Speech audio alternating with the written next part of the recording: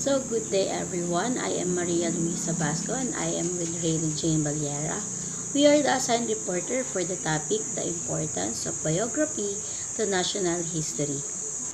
But before anything else, I would like to discuss the two learning outcomes for this lesson. So first is to understand the advantage and disadvantages of biography and national history. Second is to discuss the qualities of a hero. Biography and its role. Biography is the study of life of a person and his achievements. A biography becomes historically important when it is about a prominent person whose life is influence society. So, ang purpose doon ng biography ay para magkaroon ng dagdag na kaalaman ng isang mambabasa patungkol sa buhay at sa panahon ng isang tao. Biographies, especially of great men and women, heroes and saints, are written to enlighten and inspire.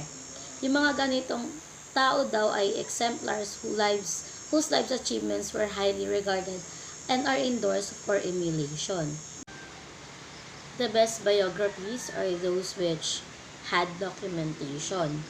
So, this should contain information where the author got his sources, and he does this by putting them in the footnotes and the endnotes. And at the end of the biography would be the bibliography, which indicates whether the source was primary or the secondary. The use of more primary sources makes the work for more credible, as the author is directly quoting the sources and not quoting the source that got its information from another source. The inclusion of documentation allows cross-checking and verification by researchers to see if the author was telling the truth about his subject matter. So, kahit sinong individual ay may kakayahang gumawa ng stories patungkol sa kanila. And ayun yung tinatawag nating autobiography. So, in an autobiography, yung author ay pwede siyang magsulat ng mga nararamdaman niya, nakikita niya, and yung thought and experience niya. So, important biographies are those famous people, heroes, great men and women, and eyewitnesses to important events, even if the person who made the autobiography was not a prominent person. So, among the famous autobiographies are those of Julius Caesar during the campaign in Gaul, Herodotus' accounts of his travel, and Marco Polo's diaries. So, sa Philippines naman, meron tayong General Emilio Aguinaldo's account of the Philippine Revolution, Galiciano Apacible, Memoirs, and Apolinario Mabini's personal story. Oh, kahit si Rizal, sa sarili niya wrote an autobiographical account of himself in a short work entitled Memorias de un Estudiante en Manila under the pen name P. Jacinto, and he was 17 years old that time. Whether the story of a person is a biography or autobiography, they fall into the realm of history which should examine thoroughly. They undergo a process called external and internal analysis. Yung external analysis daw is a process of investigating whether the story is true or not. If the story is lack of documentation, it could be dismissed as a fabrication or a hoax. Internal analysis, on the other hand, investigate whether the information given in the story is credible or not. It also investigates if the source of the story is credible. A good biography is a well-documented validates the statements said about the hero or the saint. Biographies, however, pale behind national histories, as humans have limited existence in terms of time compared to nations. Events that led to the development and growth of a nation or a nation-states are included in national history. In national history, only the role of the person in a particular point is discussed. The same happens to local history, in which the role of the locality was subordinate to the national story. For reasons of economy as well as focus, it is very rare that a biography is included in a national history. Often, author of history books included as a side story. Only part of his life that is important is included in the narration of the history of a nation. Mere biographies can be static and appear to be dull, but they give life and importance when it is told in the context of history. In the case of the Philippines, biographies should be told or written in the context of Philippine history. By putting biographies in the context of national history, people will understand why or how the person acted as featured. In the case of Rizal, his struggles, advocates, and achievements took place when the people remained under an oppressive regime, while an educated middle class was emerging and beginning to demand the recognition of their legitimate rights. As a whole, biographies cannot be included in national histories. Mere mention of the names of important persons is vital in its development. They were the prime movers as leaders, rebels, heroes, and villains in the story. So in studying Philippine history, such as the development of nationalism, the story will not be complete without mentioning persons like Rizal, Bonifacio, and Aguinaldo. They fill the roles of the prime movers of the Philippine history during their time and are also recognized as heroes, villains, rebels, and leaders. On the recognition of heroes and great men and women. Honor to these special persons can be manifested by declaring a day such as the date of their birth, as in the case of Andres Bonifacio, or the date of their death, as in the case of Rizal, as special holidays. This is done to allow the people to reflect on their virtues, ideas, ideals, and achievements, as well as to assess if the nation has been fulfilling their vision and protecting their legacy. On these days, there will be commemorative activities led by the government extolling their achievements and virtues. Public acclamation is a spontaneous process. It begins with the people knowing and understanding the virtues and achievements of a particular person. He becomes the focus of public worship and single accolades are heaped upon him. Acclamation can be manifested physically gaya ng pagpapatayo ng mga monumento ng isang taong yon, pagpapangalan sa kanya ng streets, or maging yung mga buildings na ipapatayo is ilalagay sa pangalan niya or proclaiming a day in his honor. The test is the acclamation becomes more significant if the person being acclaimed is recognized long after his death and the people who were acclaiming him were not of his generation. And kadalasan, kailangan hindi siya yung hindi sila relative. This mean it is public acclamation goes beyond if his lifetime, and the passage of time is a good test whether the person is still adored and admired. Kahit hanggang ngayon walang batas or walang official proclamation na nangyari patungkol sa pagiging national hero ni Rizal.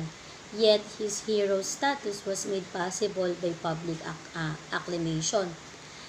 Even today, kung mayroon mang mag-conduct ng survey on who is the Filipino hero, ang papasok agad sa isip ng taong tatanungin mo is si Rizal. So, si Rizal. So, since yung taong yon is nare-recognize si Rizal as a hero and hindi naman sila magkamag-anak or magkakilala, that makes the acclamation even more significant kasi hanggang ngayon, mayroon pa rin nag-a-adore and nag-a-admire kay Rizal. So, good day everyone. By the way, I'm really Jane L. Baliera, and I'm going to discuss the topic which is definition of a hero, issues of recognition of a heroes, and the last one is holidays for hero. So, let us proceed to the definition of hero. Who is a hero? The National Historical Commission of the Philippines laid down several definitions on heroes.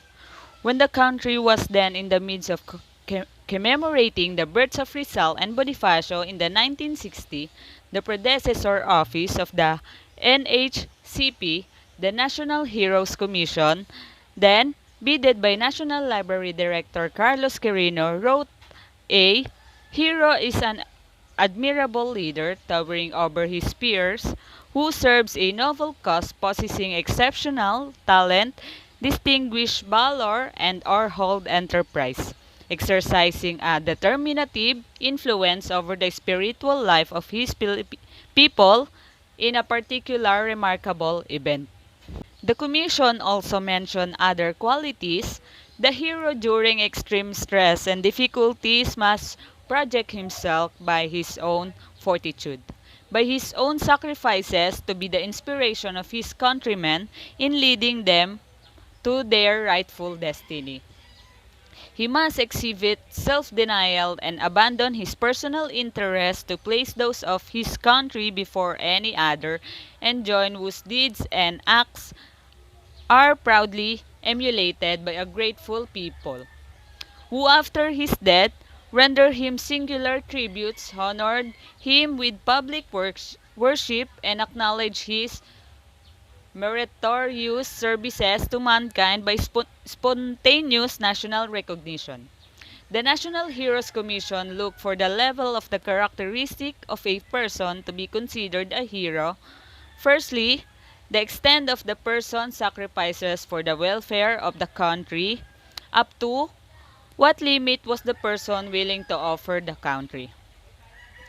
Second, what were the motives and methods he employed in seeking his ideal?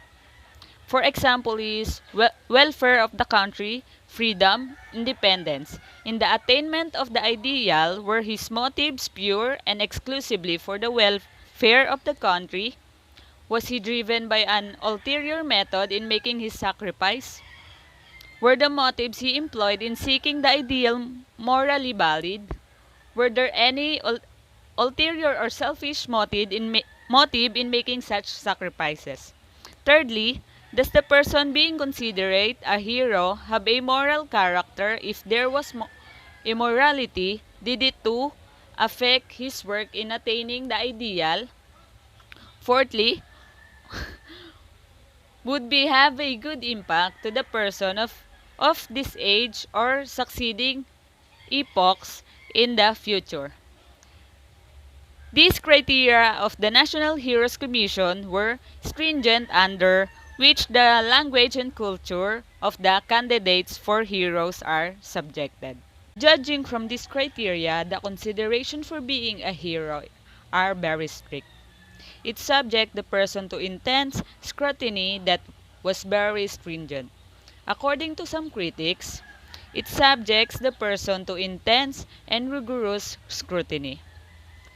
More definitions on what is a hero were added in 1999 as the Philippines was preparing to commemorate the centenary of the Philippine Revolution and the execution of Rizal in 1896. The Declaration of Philippine Independence in 1898 and the inauguration of the First Philippine Republic in 1899. Then, President Fidel B. Ramos issued Executive Order Number 75 creating the National Heroes Committee to study, evaluate, and explicitly recommend Filipino national personage as national heroes in due recognition of their sterling character and remarkable achievements for the country. The, commit- the committee was composed of historians, former Education Secretary Onofre D. Corpus, Carmen Guerrero Nakpil, Dr. Samuel K. Tan of the National Historical Commission, Dr. Marcelino Foronda of De La Salle University, Dr. Alfredo Lagmay of the University of the Philippines, Dr. Bernadita R. Churchill, Lamberto Ocampo of Ateneo, and Minerva Gonzalez of University of Santo Tomas. Heading the committee was Dr. Serafin D. Quezon of the National Historical Institute. The committee came out with a definition of a hero which was drafted by Dr. Onofre D. Corpus. Heroes are those who have a concept of a nation and thereafter aspire and struggle for national freedom.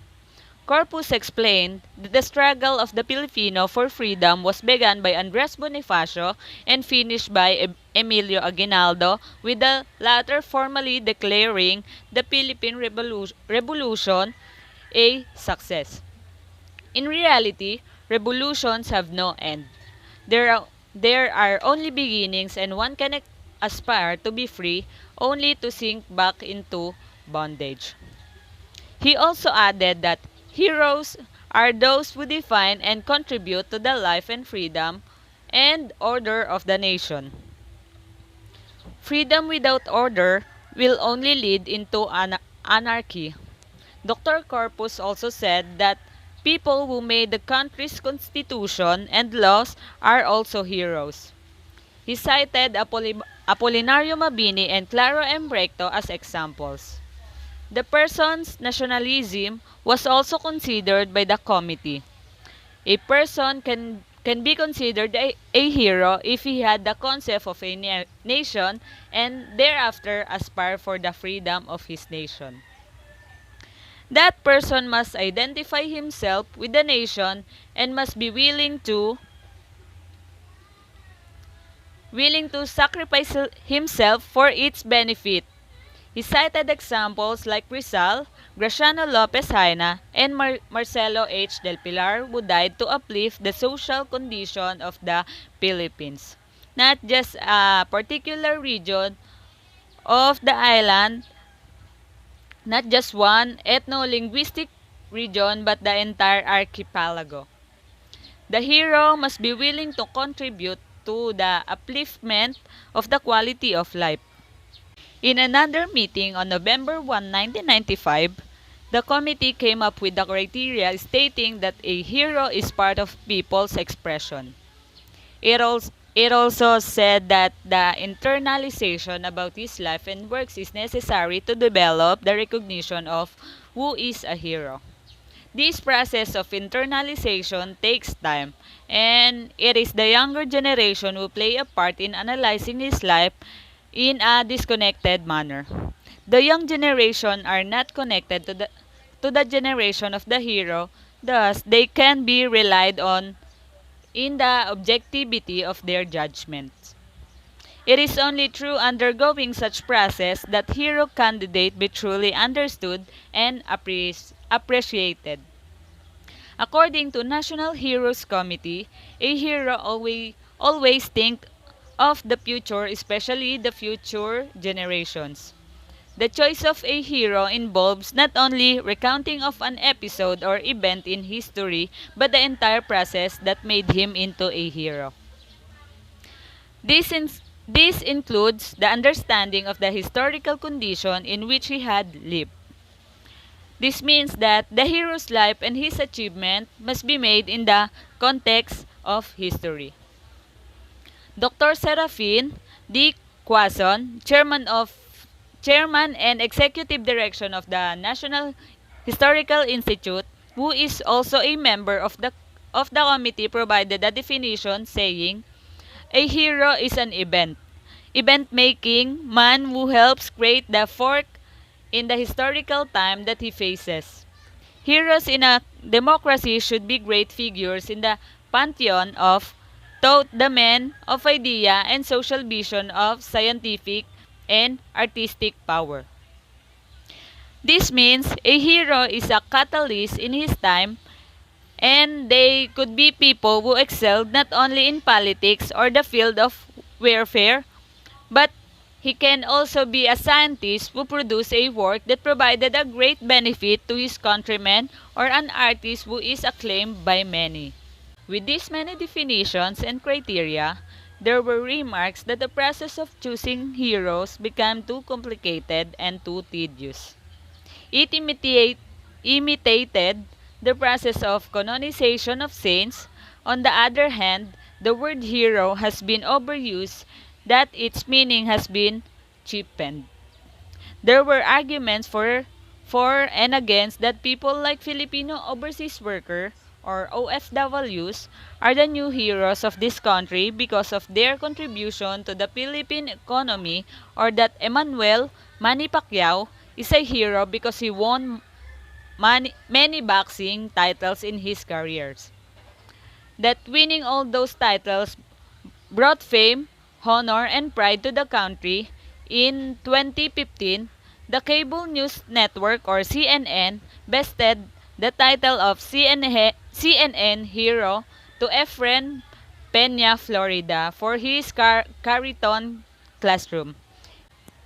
The National Historical Institute proposed that the title of hero should be given to dead people because live people, even hailed as heroes, may commit mistakes in their lifetime, or that the title of hero should be given 50 years after their death. They may be, they may be even guided by ulterior motives. This proposal was ignored because of its impossible criteria. The issue now is who should declare who is a hero. There was apprehension that politicians might do legislation or political leaders like the president might issue proclamation declaring some persons as heroes. This could be abused by some politicians who wish to declare their kind as heroes. The National Heroes Committee said that the recognition of heroes should be left to the academics, especially historians. It reiterates that popular acclamation should be the proper method in recognizing heroes. The role of the government, especially Congress and the President, is to recognize persons for their heroism, but they cannot declare person as hero. In the end, the National Heroes Committee made the criteria of choosing heroes more complicated. It left the recognition of such individual to the people. The committee was able to compile names of great movers in history from the reform movement in the 1880s to the Second World War. It was supposed to submit the list to President Ramos for the official recognition of their heroism, but the committee decided not to push through. What it should have done was to publicize the name of this illustrious personage and let people decide whom to acclaim. The same happened to the regional personalities such as Lapu-Lapu of Mactan, Diego Silang of the Ilocos, Amandangat of the Batanes, and Andres of Pangasinan, who should have been recognized for their heroism.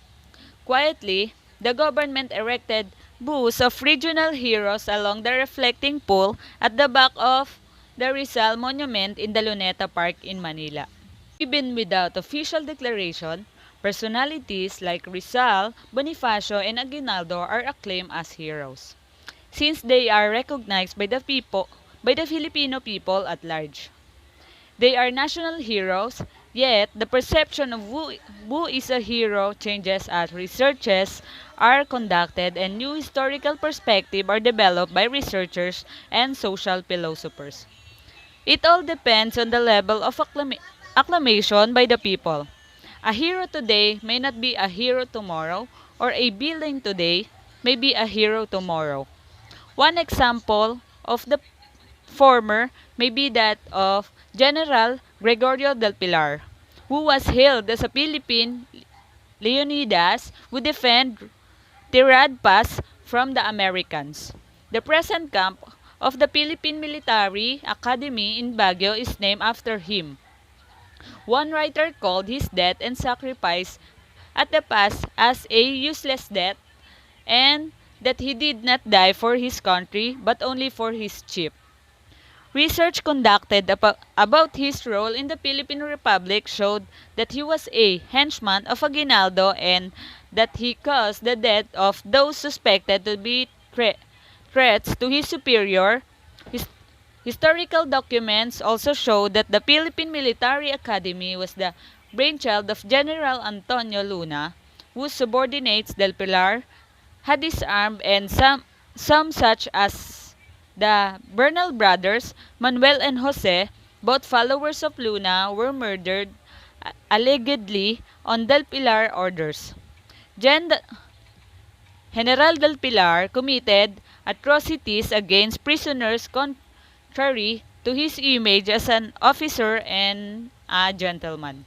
He had friars remove the contents of latrines with their bare hand and made them walk from Bulacan to Pangasinan in 1899, a distance which was longer than the Bataan Death March almost half a century later. The camp of the Philippine Military Academy should be rightfully named after General Luna. On the other hand, persons perceived as villains are recognized as hero. One example was General Artemio Ricarte, the general who never surrendered to the Americans. When Ricarte was an old man, he returned to the Philippines with the Japanese invaders and was a propaganda tool of the Japanese military administration. He was also a co-founder of Malayang Katipunan ng mga Pilipino or Makapili, which fought on the side of the Japanese and killed thousands of their own countrymen. For his for his role in World War II, he was vilified as a traitor. However, he was recently rehabilitated and recognized as a hero because his role during the Philippine Revolution and the Philippine-American War. Ricarte is recognized today as the first chief of staff of the Armed Forces of the Philippines, and a warship of the Philippine Navy was named after him. The Philippines has 5 holidays to commemorate its heroes. The first was Rizal Day, which is commemorated every December 30. The practice of observing Rizal Day came from the decree issued by General Emilio Aguinaldo on December 20, 1898, as a day of national mourning for Rizal, who was executed on that day in 1896, and other victims of the Philippine Revolution. The decree did not specifically call Rizal a hero, but it was a tribute to his heroism. The second holiday dedicated to a person was Bonifacio Day, which is commemorated every November 30. Its legal basis was Act Number 2946 issued by the Philippine Legislature on February 16, 1912. To commemorate the birth of Andres Bonifacio, one of the founders of the kataas-taasang kagalang-galangang katipunan ng mga anak ng bayan, which launched the Philippine Revolution of 1896. The third holiday dedicated to a person is the Ninoy Aquino Day, which is commemorated every August 21, the day of the assassination of the former Senator Benigno Aquino Jr., a leading opposition figure against the regime of President Ferdinand Marcos. The death of Aquino was a catalyst for the ouster of President Marcos in the EDSA incident of February 1986. Ninoy Aquino Day was created through Republic Act 9256 signed by President Gloria Macapagal Arroyo on December 25, 2004. A fourth holiday was set aside for commemorating the other heroes who were lesser known and those who remain nameless. This holiday is a National Heroes Day, which is a movable holiday as it is commemorated every last Sunday of August. It commemorates the first major battle of the Philippine Revolution, which took place on the midnight of August 28, 1898, in which 150 Katipuneros were killed. National Heroes Day was created through Public Act Number 3827 passed on October 28, 1931. Previously, Bonifacio Day was commemorated as National Heroes Day, but this holiday was created to commemorate the other heroes.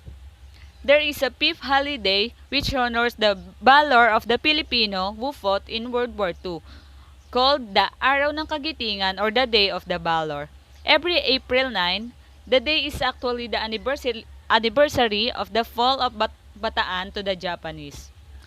Though this day is actually a defeat like the Battle of San Juan del Monte, it honors the bravery and courage of the Filipinos who fought despite terrible odds. These holidays, as well as commemorate program, monuments, street and building named after heroes and their likeness in the currency are mere external sign of acclamation for these great individuals. What matters is how the people internalize their idea, ideals, and aspiration in their daily lives. Finally, it is the people who remain the final judge to decide if these heroes are still worth emulating with the passage of time. That's all. Thank you.